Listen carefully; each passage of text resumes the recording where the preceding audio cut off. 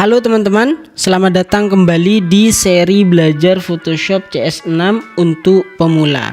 Di video kali ini kita akan belajar salah satu fitur yang sering banget dipakai desainer, yaitu transparansi atau opacity dan blending dasar atau blending mode.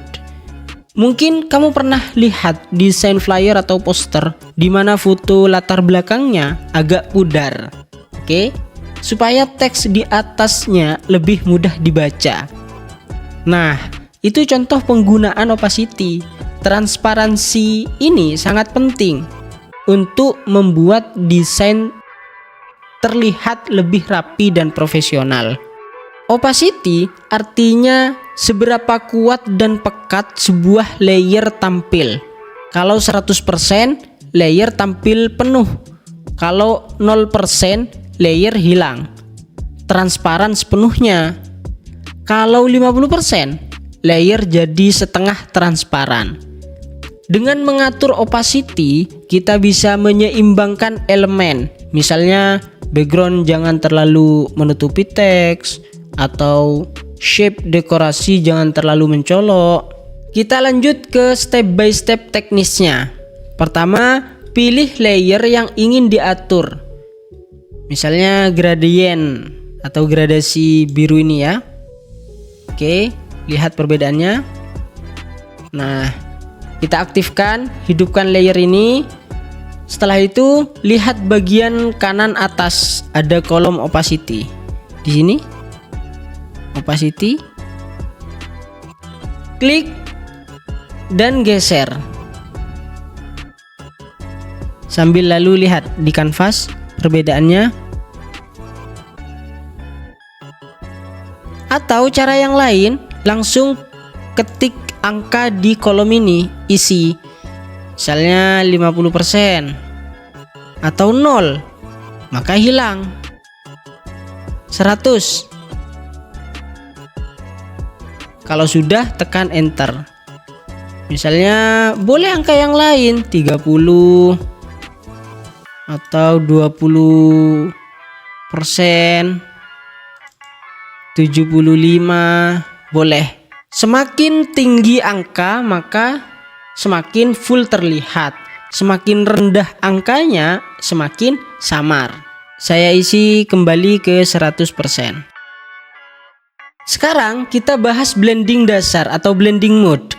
Selain opacity, ada juga blending mode, yaitu cara sebuah layer bercampur dengan layer di bawahnya. Misalnya layer jas ini. Saya menggambar jas secara terpisah. Coba kita matikan, aktifkan. Oke, paham? Saya akan campurkan gambar jas ini dengan jas yang asli pada layer di bawahnya. Ini kan kalau kita matikan, nih, ini kan yang asli, gitu ya. Saya ingin mencampurkan jas yang sudah saya buat secara terpisah ini. Kan ini satu warna. Saya ingin campurkan. Nah, blending modenya itu ada di mana di sini? Ada di atas. Oke. Di sini banyak sekali pilihannya, teman-teman. Tapi saya akan contohkan 3 saja. Dan ini yang sering saya pakai. Teman-teman nanti bisa eksperimen sendiri di rumah. Coba-coba, jangan takut, lihat perbedaan atau perubahan yang terjadi di kanvas. Baik, saya contohkan 3 saja di sini. Pertama, multiply. Ada di sini. Multiply ini membuat layer jadi lebih gelap. Oke. Kemudian, kedua, screen. Screen ini membuat layer jadi lebih terang. Oke. Ketiga, overlay. Overlay ini menambah kontras. Klik, pilih. Nah, seperti itu teman-teman. Nah, kita bisa mencampurkan teman-teman. Kita ubah blending mode-nya jadi multiply misalnya. Lalu karena terlalu gelap, opacity-nya kita turunkan jadi 50% misalnya. Jadi kita bisa menggabungkan dua fungsi ini, Fungsi blending mode-nya kita gunakan dan opacity-nya juga kita gunakan. Nah, dengan dua fitur ini, yaitu opacity dan blending mode, kita bisa membuat desain jadi powerful loh. Kalau imajinasi dan kreativitas kita hebat. Untuk pemula cukup kenal dulu opacity sebagai cara cepat bikin elemen transparan begitu ya. Dengan opacity kita bisa bikin desain lebih seimbang, teks lebih terbaca misalnya, background tidak terlalu keras, dan elemen dekorasi nanti gitu ya, tidak mengganggu. Ingat, seri ini saya buat khusus untuk pemula, 153 topik lengkap,